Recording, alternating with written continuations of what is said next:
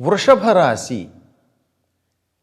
ఈ రాశిలో కృత్తికా నక్షత్రం 2, 3, 4 పాదాలు, రోహిణి 1, 2, 3, 4 పాదాలు, మృగశిర 1, 2 పాదాలు ఉంటాయి. ఈ రాశి వారికి ఈ సంవత్సరం ఆదాయ వ్యయాలు. ఆదాయం 5, వ్యయం 14, రాజపూజ్యం 5, అవమానం 4.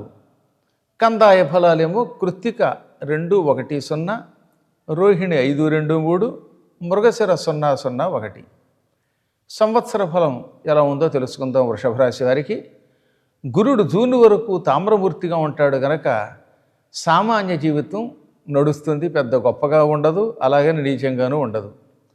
అనంతరం లోహమూర్తిగా ఉన్నాడు గురువు. అందువల్ల ఏమవుతుందన్నమాట, జూన్ తర్వాత నుంచి డబ్బు ఎక్కువ ఖర్చు అయిపోతూ ఉంటుంది. కష్టపడి సంపాదించినటువంటి ధనం వ్యయం అయిపోతుంది, నిలవ ఉండదు. రాహువు కేతువు డిసెంబర్ వరకు రజతమూర్తులుగా ఉండడం వల్ల సౌభాగ్యాలు బాగుంటాయి, ఆనందం కలుగుతుంది. ఆ తర్వాత సువర్ణమూర్తులుగా ఉన్నారు వాళ్ళు. దానివల్ల ఈ సంవత్సరం జూన్ తర్వాత నుంచి డిసెంబర్ తర్వాత నుంచి వీళ్ళకి మంచి సౌఖ్యాలు కలుగుతున్నాయి. ఈ రాశి వారికి వృత్తి, వ్యాపారం, అభివృద్ధి ఎక్కువగా ఉంటుంది. వారి జీవితాలు కూడా భవిష్యత్తులో ఏమి చెయ్యాలో దానికి సంబంధించినటువంటి ఆలోచనలతో సాగుతాయి. అంటే రాబోయే కాలానికి పెట్టుబడులు పెడతారు, అవి రాణిస్తాయి. ఆరోగ్యం మాత్రం అంతంత మాత్రంగా ఉంటుంది. వ్యాపారంలో భాగస్వాములతోటి స్నేహం ఉంటుంది, వారి సహకారం ఉంటుంది. సాధ్యమైనంత వరకు పురోగమనమే తప్ప తిరోగమనం లేదు. వారి వైయక్తిక జీవనం బాగుంటుంది, కుటుంబ పోషణ హాయిగా సాగుతుంది, వ్యాపారం అభివృద్ధి అవుతుంది. జూలై నెల చివరి నుంచి డిసెంబరు ప్రారంభం వరకు కూడా శని కారణంగా ఆర్థిక ప్రయోజనాలు ఉండవు. అనగా ఈ కాలంలో డబ్బు అనవసరంగా వ్యయమైపోతుంది. ఇంకా సమాజంలో వీళ్ళకి మంచి గుర్తింపు లభిస్తుంది. వారి వారి వృత్తులలో ఉద్యోగాలు చేసినా లేక స్వతంత్రంగా ఏదైనా ఒక వృత్తిలో ఉన్నా అందులో రాణింపు ఉంటుంది. న్యాయాధికారులకి, ఉన్నతాధికారులకి కూడా గుర్తింపు వస్తుంది, అందరి ప్రశంసలు అందుకుంటారు. వ్యాపారాల్లో ఇనుముతో సంబంధమైన ఐరన్ వ్యాపారం ఉంది, ఇనప వ్యాపారం. ఆ ఇనుపు వ్యాపారం చేసేవారికి బాగుంటుంది. సిమెంటు, గృహ నిర్మాణాలు, ఇటువంటి వ్యాపారాలు కూడా బాగా రాణిస్తాయి. న్యాయవాదులకి బాగుంటుంది. ఇంకా లెక్కలు రాసుకునే వాళ్ళు ఉన్నారే, ఈ ఎంబీఏ వాళ్ళు, చార్టెడ్ అకౌంటెంట్లు, ఇలాంటిటువంటి వాళ్ళందరికీ కూడా ఆదాయం తగినంతగా ఉంటుంది. రైతులకు ముఖ్యంగా బాగుంది. ఇంకా చేపలు, రొయ్యలు, పీతలు వీటితో వ్యాపారం చేసేవారికి, కోళ్ల వ్యాపారాలు చేసుకునేవారికి ఈ సంవత్సరం ఏదో సామాన్య లాభం ఉంటుంది. పెద్ద గొప్పగాను ఉండదు, అలాగే నష్టము ఉండదు. అలా పెట్టుబడికి తగిన ఫలితం వస్తూ ఉంటుంది, లాభ నష్టాలు లేకుండా సాగుతుంది. ధాన్యం వ్యాపారం చేసేవారికి, రైస్ మిల్లు నడిపేవారికి వీరికి అనుకూలంగా ఉంటుంది. ఈ రాశి వారికి ఈ సంవత్సరం సోదర సోదరీమణులతోటి, బంధువులతోటి అందరితో కూడా చాలా బాగుంటాయి. ప్రవర్తన బాగుంటుంది. రచయితలు బాగా పేరు పొందుతారు. పుస్తకాలు ప్రింట్ చేసేవారు కూడా మంచి గౌరవం పొందుతారు. మొత్తం మీద భాషా రంగాల్లో, సాహిత్య రంగంలో ఉన్నవాళ్ళు బాగుపడతారు.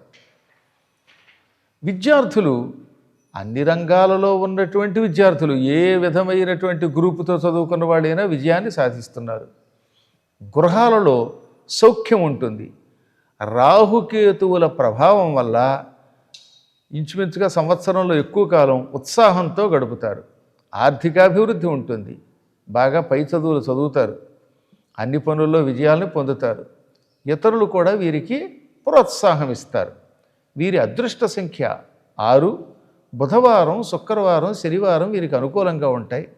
ఈ సంవత్సరం వీరు శివుణ్ణి ఆరాధించటం వల్ల, అప్పుడప్పుడు హనుమంతుడిని భక్తితో పూజించటం వల్ల జాతక సంబంధ దోషాలు ఏమైనా ఉంటే పటాపంచలు అయిపోతాయి.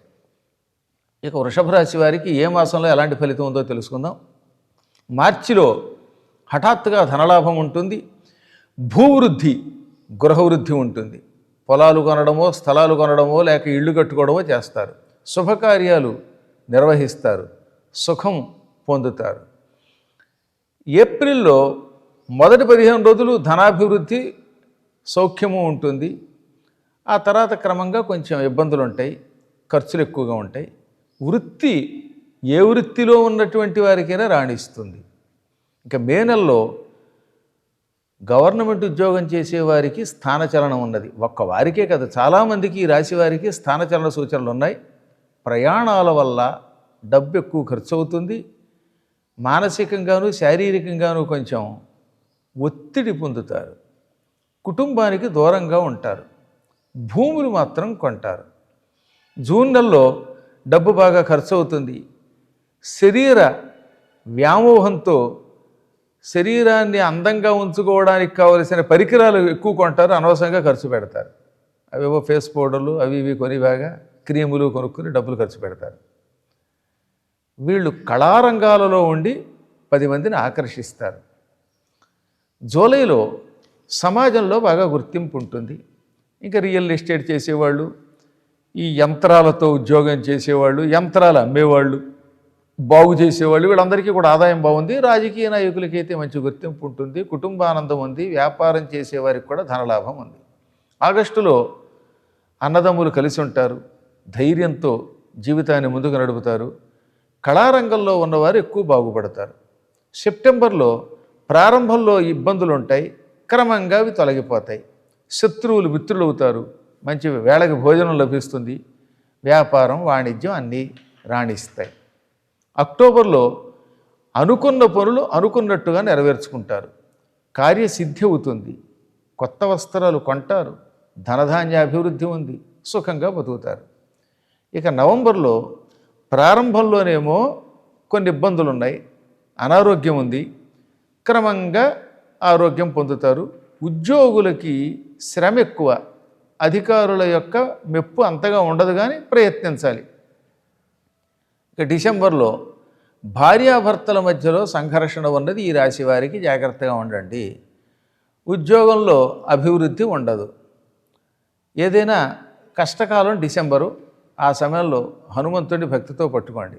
జనవరి నెలలో అన్ని రంగాల్లో ఉన్నవాళ్ళకి బాగుంటాయి, ఆరోగ్యం బాగుండదు, మానసికమైనటువంటి సంఘర్షణ ఉంటుంది. ఫిబ్రవరిలో అనేక రంగాలలో ఉన్నటువంటి వాళ్ళకి అభివృద్ధి ఉంటుంది, వైయక్తిక జీవితం బాగుంటుంది. ఇతరులను మోసగించడానికి ప్రయత్నించి దెబ్బతింటారు, అది మాత్రం చూసుకోండి. మార్చి ఏప్రిల్లో 2027లో శ్వాస సంబంధమైన అనారోగ్యాలు ఉన్నాయి. ఆ ఊపిరి తీసుకోవడం కానీ లేకపోతే జలుబు కానీ ఎక్కువగా ఉంటుంది. మానసికమైనటువంటి ఇబ్బందులు ఎక్కువగా ఉంటాయి. తల్లిదండ్రుల నుంచి మాత్రం ఆస్తి వస్తుంది, హఠాత్తుగా ధనలాభం ఉంటుంది, వ్యాపారులకి బాగుంటుంది. మార్చి నెల చివరిలో అనుకున్న పనులలో విజయం పొందుతారు.